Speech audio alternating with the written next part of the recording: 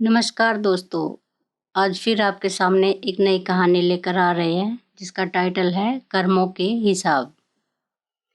एक भिखारी रोज एक दरवाजे पर जाता और भीख के लिए आवाज लगाता, और जब घर का मालिक बाहर आता तो उसे गंदी गंदी गालियां और ताने देता कि मर जाओ, काम क्यों नहीं करते, जीवन भर भीख मांगते रहोगे। कभी कभी गुस्से में उसे धकेल भी देता, पर भिखारी बस इतना ही कहता, ईश्वर तुम्हारे पापों को क्षमा करे। एक दिन सेठ बड़े गुस्से में था, शायद व्यापार में घाटा हुआ था। वो भिखारी उसी वक्त भीख मांगने आ गया। सेठ ने आओ देखा न ताओ सीधा उसे पत्थर से दे मारा। भिखारी के सर से खून बहने लगा।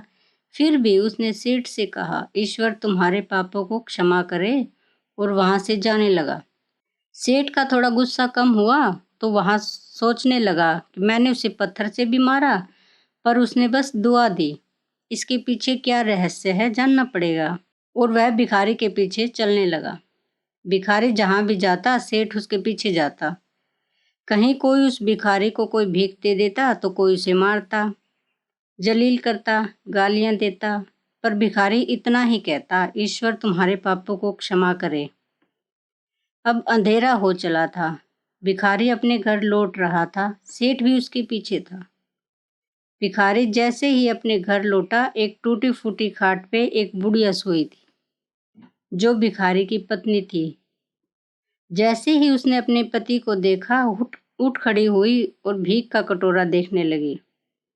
उस भीख के कटोरे में मात्र एक आधी बासी रोटी थी।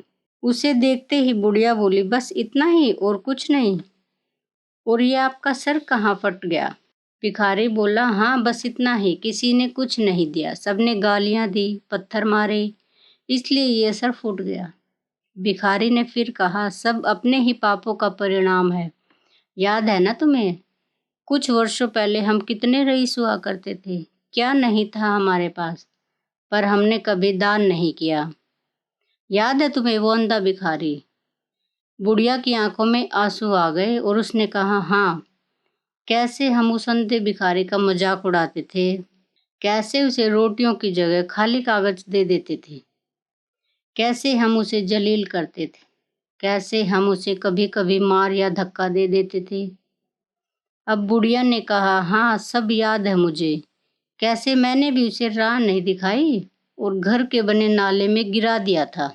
जब भी वहां रोटियां मांगता मैंने बस उसे गालियां दी, एक बार तो उसका कटोरा तक फेंक दिया। और वो अंधा भिखारी हमेशा कहता था, तुम्हारे पापों का हिसाब ईश्वर करेंगे, मैं नहीं। आज उस भिखारी की बद्दुआ और हाय हमें ले डूबी। फिर भिखारी ने कहा, पर मैं किसी को बद्दुआ नहीं देता, चाहे मेरे साथ कितनी भी जास्ती क्यों ना हो जाए, मेरे लब पर हमेशा दुआ रहती है। मैं अब नहीं चाहता कि कोई और इतने बुरे दिन देखे। मेरे साथ अन्याय करने वालों को भी मैं दुआ देता हूँ, क्योंकि उनको मालूम ही नहीं वो क्या पाप कर रहे हैं, जो सीधा ईश्वर देख रहा है। जैसी हमने भुगती है कोई और ना भुगते, इसलिए मेरे दिल से बस अपना हाल देख दुआ ही निकलती है। सेठ चुपके चुपके सब सुन रहा था। उसे अब सारी बात समझ आ गई थी। बूढ़े बुढ़िया ने आधी रोटी को दोनों ने मिलकर खाया और प्रभु की महिमा है बोलकर सो गए। अगले दिन वहां भिखारी भीख मांगने सेठ के यहाँ गया। सेठ ने पहले से ही रोटियां निकाल के रखी थी। उसने भिखारी को दी और हल्की मुस्कान से कहा, माफ करना बाबा, गलती हो गई। भिखारी ने कहा, ईश्वर तुम्हारा भला करे, और वहां से चला गया। सेठ को एक बात समझ आ गई थी कि इंसान तो बस दुआ बद्दुआ देते हैं, पर पूरी तो ईश्वर, वो जादूगर, कर्मों के हिसाब से करता है। हो सके तो बस अच्छा करे, वो दिखता नहीं है तो क्या हुआ, सबका हिसाब पक्का रहता है उसके पास। नमस्कार।